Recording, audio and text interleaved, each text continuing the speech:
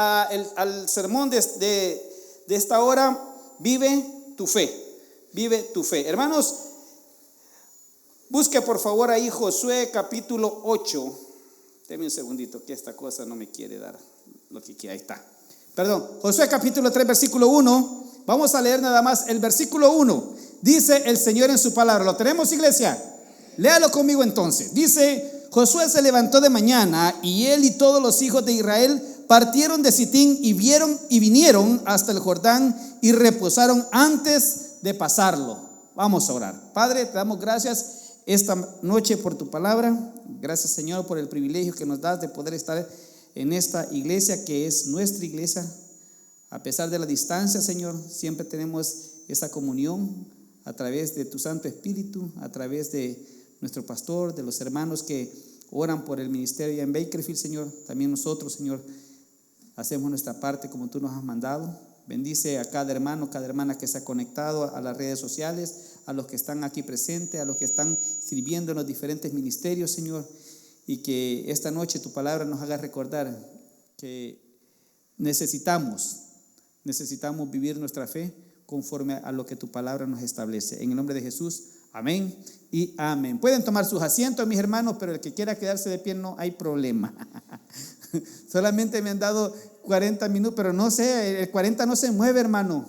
Ahí está, así es que démosle entonces. El propósito del estudio de esta noche es que aprendamos que vivir nuestra fe significa no rendirse. Mira que está la par suya y dígale: no te rindas. No te rindas. No rendirse frente a cada obstáculo que se nos presenta. Todo lo contrario, es un desafío para que Dios haga maravillas en nuestras vidas.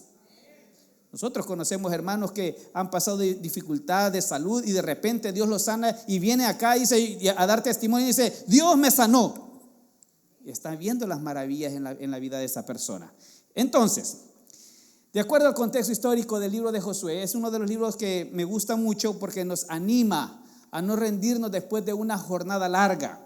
Después de una jornada de 40 años, finalmente, oiga bien, por el desierto, finalmente el pueblo de Israel está frente a la tierra prometida y solo hay un pequeño problema.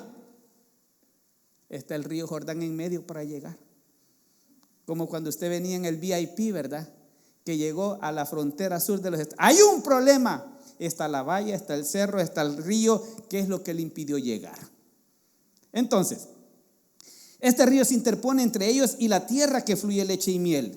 ¿Y cuántas veces usted y yo finalmente estamos a punto de completar un proceso, de cerrar un círculo en nuestra vida, cuando de repente aparece un obstáculo? De repente aparece una situación. Generalmente muchos de esos obstáculos nos hacen reevaluar si lo que hemos hecho ha valido la pena, si el esfuerzo que usted hizo valió la pena. Todos aquellos que han venido en el VIP desde El Salvador, que son, lo anoté para que no se me olvidara, 4.200 kilómetros, que equivale a 2.600 millas desde San Salvador hasta Los Ángeles. Hermano, cuando llegaron a la frontera, se fijaron que no iba a ser fácil cruzar la línea. A mí la primera vez en el 1984 me deportaron 4 veces a la edad de 10 años. O sea que ya tengo la experiencia, hermano. Y aquí en el 2002 me deportaron una vez. Pero pasamos y aquí estamos 23 años después, aquí estamos y decimos: Señor, gracias, porque esto nos hace ver que la fe tiene mucho que contar a la hora de que usted vaya a hacer algo. La fe, la esperanza, el valor de poder cruzar. Todo eso es importante y cuenta. Ahora, el pueblo de Dios estaba en esta misma situación. Dice ahí el versículo 1 que ellos marcharon desde Sitín y vinieron hasta el Jordán. Y ahí se quedaron esperando las nuevas instrucciones. El pueblo de Dios estaba y se preguntaba: ¿cómo cruzaría, oiga bien, un río que se desbordaba en la época de la siega? Allá en el capítulo, allá por el versículo 15, hasta entre paréntesis está, dice: y porque el Jordán se desborda en esta época de la primavera, de la siega, dice, por todas partes. No era lo mismo cruzar 2 espías para que fueran a reconocer la tierra que pasar un digamos, 500,000 de personas, por no querer exagerar, porque a veces nos va la piscucha. 500,000 de personas. Ahí iban niños, ancianos, mujeres embarazadas, iban animales, pero iba de todo. ¿Cómo iban a pasar? Entonces, muchas veces nosotros leemos la historia bíblica y nos encanta. Mire, hay una serie nueva, pues le voy a hacer promoción en Prime, que se llama La Casa de David. Hermano, viera qué bonita está esa, fíjese. El último capítulo a mí me hizo llorar, fíjese, porque hermano le pegan, no está en la Biblia, pero le pegan al pobre David, y dice, queda tirado, dice, pero ¿sabe qué es lo que me gustó? Que se levantó otra vez. Y hermano, muchas veces nosotros estamos pasando por dificultades o vemos personas que están pasando dificultades, pero no entendemos cómo es que le hace. ¿Cómo es que le hace la hermana para venir desde ahí bien lejos en el bus? No sabemos cómo es que le ha hecho para poder sobrevivir todo este tiempo. Hermano, no lo entendemos. Solamente Dios obrando en cada una de estas personas. Entonces, el pueblo de Israel iba a pasar por la maravillosa experiencia de vivir su fe. Así como muchos de nosotros estamos pasando, así como muchos de nosotros no tenemos nada más que nuestro Dios, que nos brinda siempre el consuelo y la seguridad que tarde o temprano esa situación, ese problema se va a resolver. Hermano, en momentos tan desafiantes, la idea de ir a vivir a la tierra prometida hasta parecía absurda. Decía, bueno, ¿y cómo vamos a ir a vivir si tenemos que pasar el río y el río no está? Y tampoco los del otro lado no iban a decir, sí, tenga mi casa, llévesela, agárrela. No, también los otros iban a presentar batalla. Cuando usted va a aplicar a un trabajo, hermano, no es el único que aplica. Aplican varios, 5, 7, 8 días, hasta 100. Pero solamente aquellos que viven su fe van a alcanzar el milagro de Dios. Gloria a Dios. Hermanos, más de alguno ha de haber pensado, ¿y por qué no nos quedamos de este lado del río? Total, ya estamos acá. Mire cuántos centroamericanos se quedó allá en México. ¿Por qué? Porque no quisiera, no, nos va a agarrar migración, nos va a deportar otra vez hasta Guatemala, El Salvador. No, mejor quedémonos acá. Acá hagamos una vida. Aquí, de todos modos, aquí hablamos español y trabajamos y hacemos. Hermano, pero ese no era el plan de Dios. El plan de Dios no es que tú estés todo el tiempo metido en esa situación difícil. El plan de Dios no es que todo el tiempo estés pasando por esa enfermedad o por dificultades. Hermano, nosotros siempre tenemos ese abrigo de nuestro Dios para poder correr a Él. Dios siempre tiene más para nosotros. Hermano, el que se conforma con poquito es corto de visión. Es corto de visión. ¿Por qué? Porque Dios siempre tiene más para nosotros. Es que yo en la iglesia, ¿y usted qué hace en la iglesia? Mire, es que yo soy de parque. Hermano, métase a estudiar, aprenda y un día va a predicar también. Usted no sabe si Dios lo va a llamar. Hermano, yo ¿qué era en la primera iglesia que yo me congregué? Allá con el pastor Bautista. Yo era acomodador. Ahí me ponía a la par de un diácono. Ya, a lo mejor ya está fallecido. Era un señor que solo con guayabera. Y un día llegué con guayabera y me dijo el pastor, ya te están discipulando. Hermano, ahí empieza uno. Barríamos, poníamos sillas. No es como acá que están las sillas. Pues no, ahí teníamos que quitarlas y ponerlas también. Todos los servicios. Entonces, Dios siempre tiene más para nosotros, pero eso siempre va a llegar siempre y cuando usted y yo vivamos nuestra fe. Y oiga esto, esta generación de personas que están a punto de cruzar el río Jordán es una generación que no vio cuando el Mar Rojo se abrió. Los únicos que estaban allí eran Caleb y Josué. Eran los únicos dos que habían sobrevivido a los 40 años de desierto. Esta generación no estaba ahí cuando Dios trajo las 10 plagas a Egipto. Solo estaba Caleb y Josué. Eran los únicos dos que sobrevivieron, que llegaron y que iban a cruzar y que iban a repartir la tierra. Ni siquiera Moisés.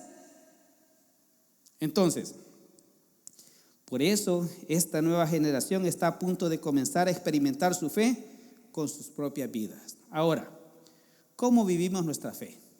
Vamos allá a la escritura. Vaya conmigo ahí mismo en el capítulo 3 del libro de Josué, versículo 2 y 3. Dice: y después de 3 días, los oficiales recorrieron el campamento y mandaron al pueblo diciendo: cuando veáis el arca del pacto de Jehová vuestro Dios y los levitas sacerdotes que la llevan, vosotros saldréis de vuestro lugar. ¿Y qué dice? Y marcharéis en pos. ¿Cuándo? Cuando la vea. Número 1, para vivir nuestra fe necesitamos poner nuestra mirada en el Señor. Ahí es, hermano. Lo está diciendo en otras palabras, pero es lo mismo. ¿Por qué? Porque el arca del pacto en el Antiguo Testamento, durante los 40 años de desierto, siempre representó la presencia de Dios. Allá en el libro de Samuel, allá por los capítulos 4, 5 por ahí, o tal vez más adelante, dice de que estaban peleando los filisteos contra los israelitas, y iban perdiendo los israelitas. ¿Y que hicieron? Vayan a traer el arca del pacto. Y cuando llegaron con el arca del pacto, todo el pueblo se alegró, ¿verdad? Y dijeron los filisteos: ¿y por qué están tan contentos? Es que ya tienen el arca del pacto, dijo. Y mire, y les agarró la tembladera que yo tengo ahorita, mire, nomás que nadie me nota. Hermano, y les agarró de temblar. Y ¿sabe lo que les dijo el comandante filisteo? ¡Sean varones! ¿Y sabe qué? Ganaron los filisteos. Pero esa es otra historia, porque le vamos a predicar en otro día. Pero para el pueblo de Israel, el arca del pacto significaba la presencia de Dios. Cuando Dios se manifestaba en el tabernáculo, lo hacía desde el arca del pacto. Dice que tenía una tapa y tenía 2 querubines. Por eso decían: el Dios que habita entre los querubines. ¿Qué es lo que había dentro del arca? A ver, el que lo diga, pues el pastor Tito le invita a las pupusas. ¿Qué es lo que había dentro del arca? Ahí está, mire. Un guacalito con maná, si me entiende el hebreo, ¿verdad? Las tablas de la ley y la vara de Aarón que reverdeció. Es lo que había. ¿Y quiénes la podían transportar? Solo los levitas. Entonces el arca del pacto significaba para ellos la presencia misma de Dios. Dios en medio del campamento. Hermanos, usted y yo no debemos de poner la mirada en el hombre, sino ¿en quién? En Dios. En Dios. ¿Se recuerda cómo le dijo el ángel que se iba a llamar el niño que iba a nacer de la Virgen? El ángel le puso un nombre, allá en Mateo capítulo 1. Se iba a llamar Emanuel, que significa Dios con nosotros. Y ese Dios habita ya no en un santuario hecho por manos humanas, sino que en el corazón que usted le ha abierto. Ahí está Él. Ahí está día y noche permaneciendo. Y miren, el versículo 3 dice del capítulo 3 dice: y mandaron al pueblo diciendo: cuando veáis el arca del pacto de Jehová vuestro Dios. La orden es cuando usted ponga su mirada en las cosas de arriba, donde está Cristo sentada a la derecha del Padre. Entonces, solo entonces, los obstáculos no serán imposibles superar. Ay, pastor, es que mire, usted no sabe. Usted no sabe. Y yo nomás veo una patrulla y pienso que es migración. Hermano, yo le voy a decir una cosa. Mire que ayer yo creo que el primer lugar que espantó a la gente fue ahí en Bakersfield. Porque ya creo que fue el primer lugar donde comenzaron las redadas y acá. Hermano, yo no he visto a nadie. Le prometo, y no quiero verlos tampoco, ¿verdad? Un día de estos me cayó una orden, el hermano Julio Navarroski, ¿sabe? ¿Verdad? Hermano, me cayó una orden de un lugar que se llama, bueno, no le digo el nombre. Cuando vaya el pastor Tito Campo lo voy a llevar a comer ahí. Lo estoy esperando, pastor, antes que sea verano. Y fíjese esto, me cayó la orden, la fui a recoger. ¿Y sabe a dónde me llevó? A un lugar que se llama Gio. ¿Qué es el Gio, hermano Julio? Es la cárcel de migración. Señor, yo aquí voy, pero ni modo. Hermano, ponga su mirada en Cristo. No la pongan. Ay, es que si no tengo estatus migrante. No, hermano. Es cuando Dios diga. No cuando Trump diga. No cuando los federales. Es cuando Dios diga. Y si Dios dice: aquí te vas a estar, ni ahí pueden pasar. Me regala fuego, le van a decir. Y le apuesto que más de alguno va a sacar ahí el encendedor, porque no le quita la maña todavía. No sé a quién le estoy predicando, fíjese, pastor. A alguien, ¿verdad? No sé. Pero bueno, entonces, y a mí me han preguntado, pastor, ¿y si usted que lo manda? Pues no, bueno, vamos. Ya la misión se terminó. O sea, mi misión, ¿verdad? No la misión, porque la iglesia de Dios continúa. Dice que la iglesia solo se detiene ¿para qué? Para predicar, hermano. De ahí, hermano, nosotros los predicadores, Dios nos tiene hoy aquí, mañana nos puede tener en otro lado. Y si por esto de la como dicen algunos, la mala suerte, pastor, llega allá y lo meten al secot. Hermano, vamos a plantar la iglesia más grande de El Salvador con 40,000 asistentes todos los domingos para la gloria. Hermano, es que, mire, gloria a Dios. ¿Sabe lo que pasa? Que nosotros nos fijamos en lo malo. Fíjese en lo bueno que Dios puede sacar del problema. Mire, pero ¿qué es lo que tiene que hacer? Poner su mirada en el Señor. No es fácil decirlo, hermano. Tampoco es fácil estar preso. ¿Me entiende? Ahí está el testimonio del hombre. No es fácil. Pero ¿sabe qué? Dios utiliza todas esas situaciones para hacer maravillas en la vida de las personas. Versículos 3 y 4, vamos a ir corriendo. Dice ahí, y mandaron al pueblo diciendo, me da risa ese reloj ahora, fíjate, por si no lo veo. Y mandaron al pueblo diciendo, cuando veáis el arca del pacto de Jehová vuestro Dios y los levitas, sacerdotes que la llevan, vosotros saldréis de vuestro lugar. ¿Y qué dice? Marcharéis en pos de ella, a fin de que sepáis el camino por donde habéis de ir, por cuanto vosotros no habéis pasado antes de ahora por este camino. Pero entre vosotros y ella haya distancia como de 2,000 codos y no os acerquéis. Vamos al segundo punto. Para vivir nuestra fe necesitamos seguir a Cristo. No solamente poner su mirada, también sígalo. También sígalo.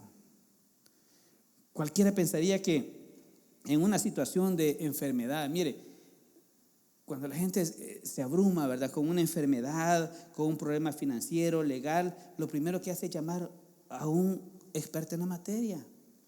Yo cuando tuve mi accidente, lo primero que hice fue hablar con el de la aseguranza y después con un abogado, y el abogado me dijo, es tu culpa. Me dijo, oye, este día, de verdad. Pues y para esto busco abogado para que diga que no soy culpable. ¿O no le paga usted a los abogados? ¿O quiere le paga un abogado para que lo meta preso? Pues, ¿verdad que no? Entonces, llamamos a los expertos. Hermano, Josué no llamó a los ingenieros. Cuando vieron el río, Josué no llamó al ingeniero, no llamó a los arquitectos, a los constructores. Llamó a los levitas. A los levitas, a los servidores del tabernáculo. Y la misión de ellos era cargar el arca del pacto para guiar al pueblo. Y esto nos da una tremenda lección, hermano. ¿Sabe por qué? Porque todos pensamos que los problemas son así, cosas materiales, no, hermano. Todos nuestros problemas son espirituales, hermano. Pablo dice que nosotros no tenemos lucha contra carne ni sangre, sino contra ¿quién dice? Contra el enemigo. Ay, es que ese hermano me cae mal. Es el enemigo usándolo, hermano. Miren, nosotros como cristianos no podemos ser poseídos. Si no, pregúntale al pastor Tito en clase de angelología, ¿verdad?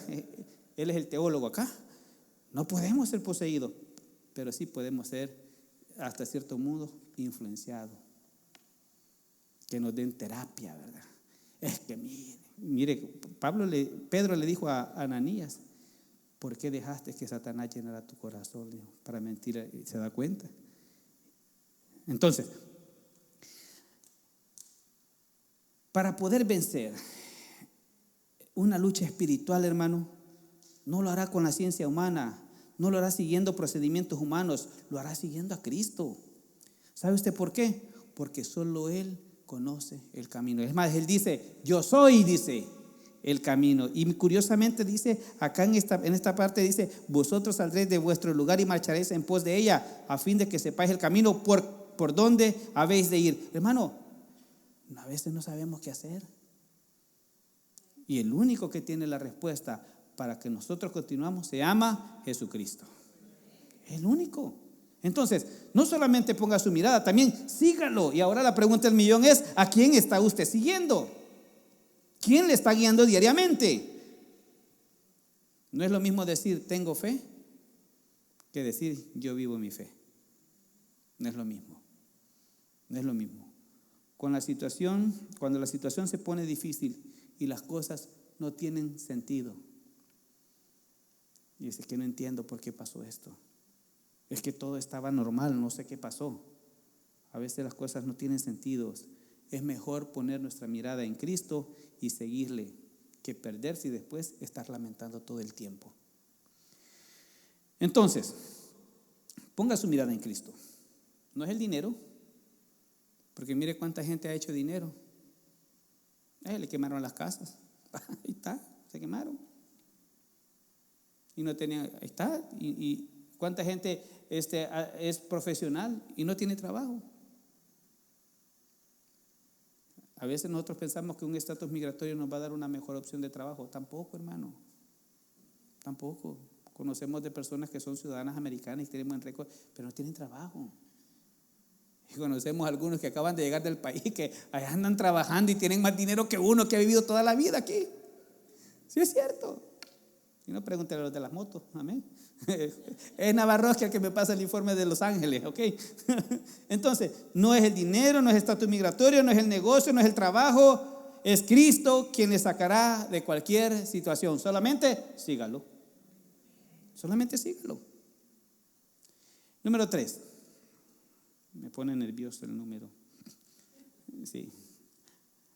Para vivir nuestra fe necesitamos apartarnos para Cristo. Mira lo que dice el versículo 4 y 5 nuevamente. A fin de que sepáis el camino por donde habéis de ir, por cuanto vosotros no habéis pasado antes de ahora por este camino. Así es, ¿verdad? No habéis pasado antes de ahora por este camino, trabalengua. Pero entre vosotros y ella haya distancia como de 2000 codos. No os acerquéis a ella. Y José dijo al pueblo: santificaos, porque Jehová hará mañana, ¿qué dice? Maravillas. Qué bonito eso, ¿eh? Mañana usted se saca la lotería, hermano. Ay, ¿y de dónde? Ni siquiera comprar el boleto y quiere sacárselo, va a creer. No le estoy animando que lo haga, no. Lo que estoy diciendo, hermano, es que hay cosas que tenemos que son parte de nuestra responsabilidad. Oiga esto, ¿de qué sirve que digamos nosotros, ay, mi mirada está puesta en Cristo y yo lo sigo, si no hemos cambiado en el corazón? Si tenemos los mismos problemas, las mismas actitudes, los mismos pensamientos cochambrosos, alcanzativo, el mismo vocabulario, etcétera. Bueno, usted ya sabe a lo que me refiero. Que de repente usted hasta se le queda viendo los que no son creyentes. Oye, al hermano, ¿verdad? Y qué vergüenza que digan eso. A mí me da pena cuando yo digo algo o hago algo que está fuera del contexto y se me queda. Oiga, ¿y usted es pastor? Qué pena, ¿verdad? Señor, perdóname. Como dijo el chavo, ¿verdad? Se me chispoteó, ¿verdad? Entonces, Josué les dijo que Dios haría maravillas si ellos se apartaban para, dice ahí, santificaos.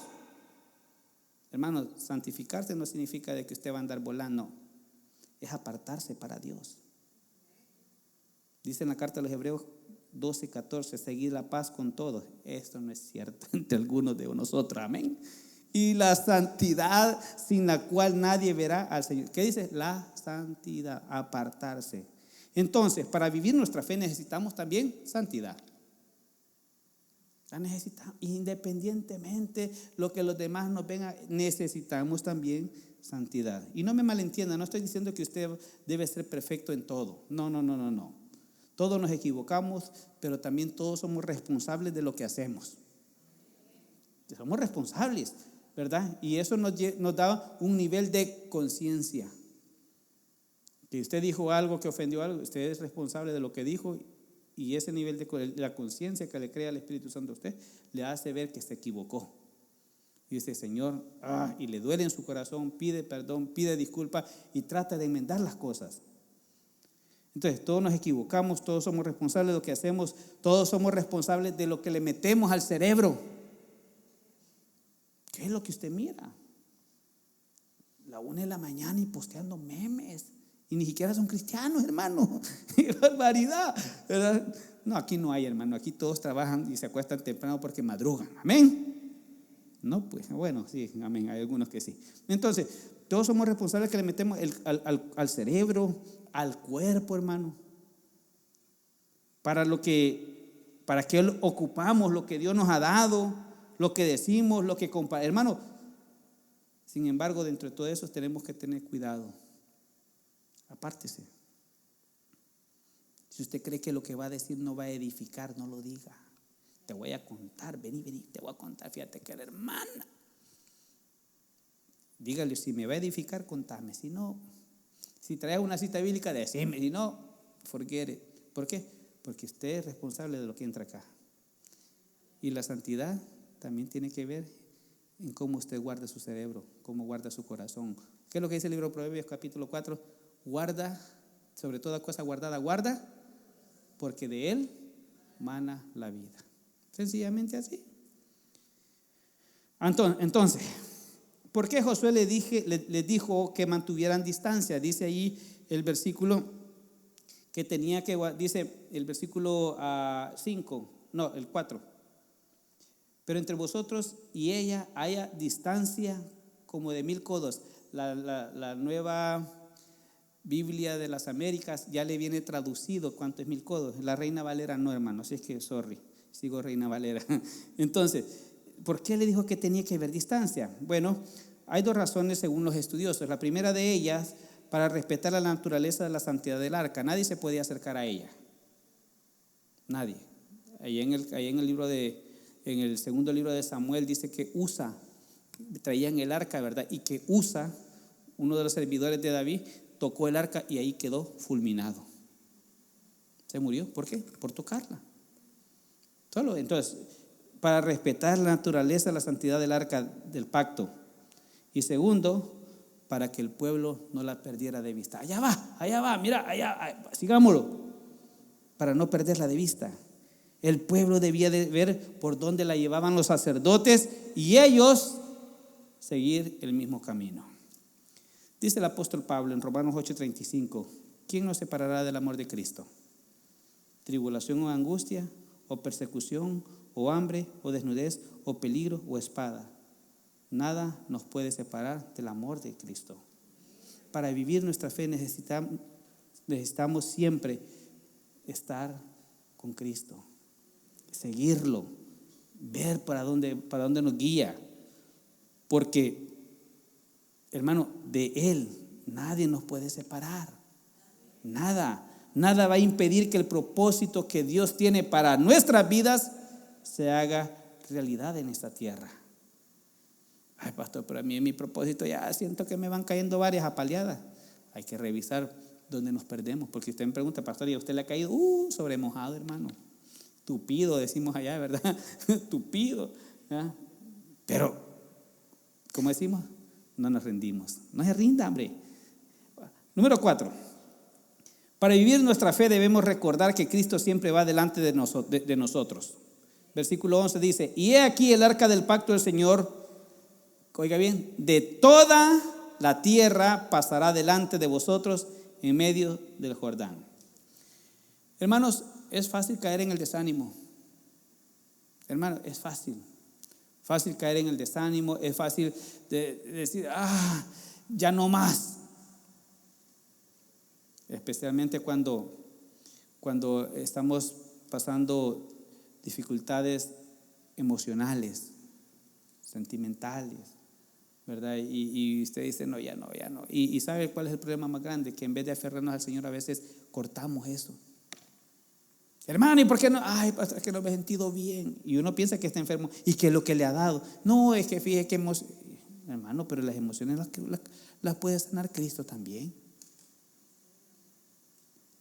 Entonces, es fácil caer en el desánimo, es fácil darse por vencido, especialmente cuando ya se intentó una o varias veces. Ahora los israelitas están viendo el río y dice el versículo 15, búscale ahí por favor, usted va a ver una frase entre paréntesis en el versículo 15, dice, porque el Jordán suele desbordarse por todas sus orillas todo el tiempo. O sea, están viendo, hermano, que es un río ancho, profundo. ¿Y cómo vamos a pasar con 500,000 de personas? Y Josué les recuerda en el versículo 11: el arca del pacto del Señor de toda la tierra pasará delante de vosotros en medio del Jordán. Está diciendo, Él los va a guiar, Él va a hacer que ustedes pasen. Hermano, Él ha hecho que nosotros estemos aquí esta noche. Él ha permitido que este día usted y yo respiremos. Él ha permitido de que hoy comamos. Ay, no, es que si yo no trabajo no tengo dinero. Póngase cuentas con el Señor, hombre, ya va a ver. Dios bendice, hermano. Dios bendice. Pero tenemos que recordar que Él siempre tiene que ir delante de nosotros. Allá vamos y el Señor va aquí. Espérame vos, si no conoces por dónde tenés que ir. Y usted, ya ahorita, cansame, Señor, corre. No funciona así, hermano. Somos nosotros. A ver, Señor, ¿y hoy por dónde vamos a ir? Mira, nos vamos a ir aquí, nos vamos a bajar en la Hollywood, vamos a agarrar la Wilton y llegamos al Taber de Hollywood, ¿sí? Los que vienen de allá del otro lado, ¿sí me entiende? Él nos guía todos los días. El problema es que como seres humanos no nos dejamos guiar. No nos gusta a mí no me gusta que nadie me diga lo que tengo que hacer, yo por eso como a veces mi hijo cuando lo estoy regañando, mira que y comienza el miau, ya sé que me está haciendo burla. Pero en vez de enojarme me da risa, digo, este carajo, digo, algo le aprendió a la mamá, digo, yo no, ¿y por qué me voy a cargo yo? Pues, ve, hoy. Entonces, así Josué les recuerda que la presencia de Dios va delante de ellos. Hermanos, yo no sé cuál es tu problema. Yo no sé qué tan grande sea tu situación. Yo no sé qué tan difícil se te ha puesto la vida en los últimos días. Pero lo único que yo sé es que si vamos siguiendo al Señor, la respuesta tarde o temprano va a llegar. Tarde o temprano, hermano. Solamente tiene que poner su mirada en Él. Solamente tiene que seguirlo a Él. Tiene que apartarse para Él y recordar siempre que Él va a estar guiándonos todos los días. Ahora, pero ¿cómo usted va a recordar que Dios le guía todos los días? ¿Cómo usted alimenta esa fe? ¿Cómo es que usted tiene ese valor de vivir su fe? Es porque cuando usted toma el tiempo para leer la palabra de Dios. Dice que la fe viene por el oír, no alabanza. Perdónenme los músicos, pero no es la alabanza. La fe viene por el oír la palabra de Dios. Cuando usted abre su Biblia. Algunos dicen, no, pues yo tengo en el teléfono. Está bien, hermano, pero de verdad, si lo va a sacar en el culto, que sea para la Biblia, no para TikTok, ¿verdad? Cierre paréntesis el comercial, ¿verdad? Entonces, cuando usted abre la palabra de Dios, el Señor le comienza a hablar, le comienza a dar promesas, lo comienza a amonestar, lo comienza a edificar, lo comienza a consolar a través de ella. Y usted dice, el Señor va delante de mí. Quiero ir concluyendo porque ya el tiempo ya se acabó y ya quiero ir a las pupusas. Pedí 2 combos, uno para ahorita y uno para ahorita. Amén. Isaías 43, versículos 2 y 3. Búsquelo, por favor. Decíamos, vive tu fe. Para vivir nuestra fe necesitamos poner nuestra mirada en el Señor, seguir a Cristo, apartarnos para Cristo y recordar que Él siempre va delante de nosotros. Este es un versículo del Antiguo Testamento dado al pueblo de Israel, pero lo podemos utilizar nosotros como palabras de confianza. Oiga lo que dice: cuando pases, ¿por dónde? ¿Cuántos han pasado por las aguas? Ay, pastor, yo he pasado por las profundidades del abismo, me va a decir. Hemos pasado. Cuando pases por las aguas, ¿qué dice? Yo estaré contigo. Y usted está pasando ese momento difícil. Y cuando lee la palabra de Dios y se topa con este versículo, yo estaré contigo, Dios está conmigo. Mire, mi mayor experiencia en el último año fue mi accidente, hermano. Y bien recuerdo este versículo: yo estaré contigo. Y oiga esto: y si por los ríos no te negará. No se va a ahogar, hermano. No se va a ahogar. Va a salir. Va a salir. Pero tiene que poner su mirada en Cristo. Tiene que seguir a Cristo. Tiene que separarse para Cristo. Tiene que creer que Él va con usted. No se va a ahogar.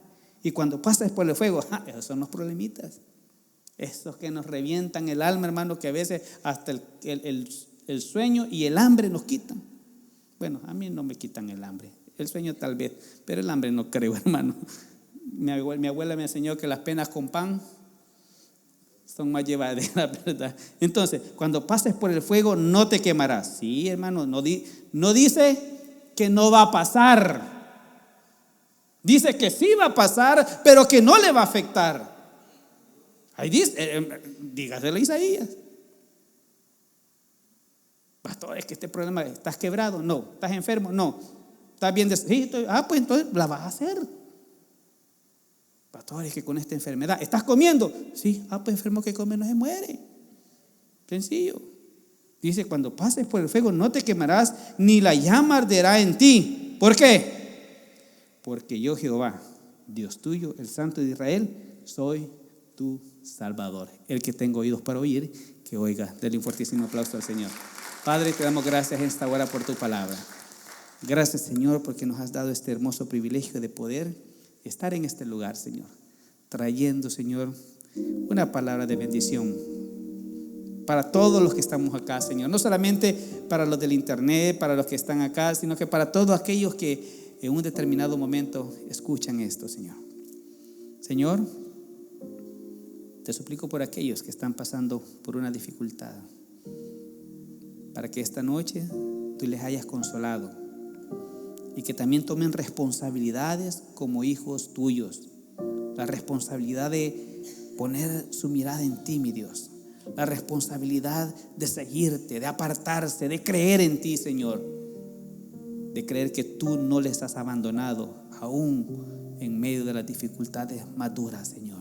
Aún cuando ha sido nuestra culpa pasar por esa dificultad, sabemos, Señor, de que tú vas a sacar lo mejor de nosotros en ese momento. Pues tu palabra dice que todos los que aman a Dios, las cosas les ayudan para bien, Señor. Y esta noche, Señor, que cada uno de ellos, cada uno de los que estamos acá, se lleven en su corazón estas palabras. Y si hay alguien en esta noche que aún no tiene esa certeza de poder recurrir a la mano poderosa y misericordiosa de Cristo, hoy, esta noche, usted puede. ¿Cómo? Recibiéndole como Señor y Salvador de sus vidas. Si usted no le ha recibido todavía, invóquele conmigo: Señor Jesús, yo te recibo hoy como mi único y suficiente Salvador personal. Creo que eres Dios y que moriste en la cruz por mis pecados y resucitaste al tercer día. Me arrepiento, Señor, soy pecador. Seguimos orando con nuestro pastor.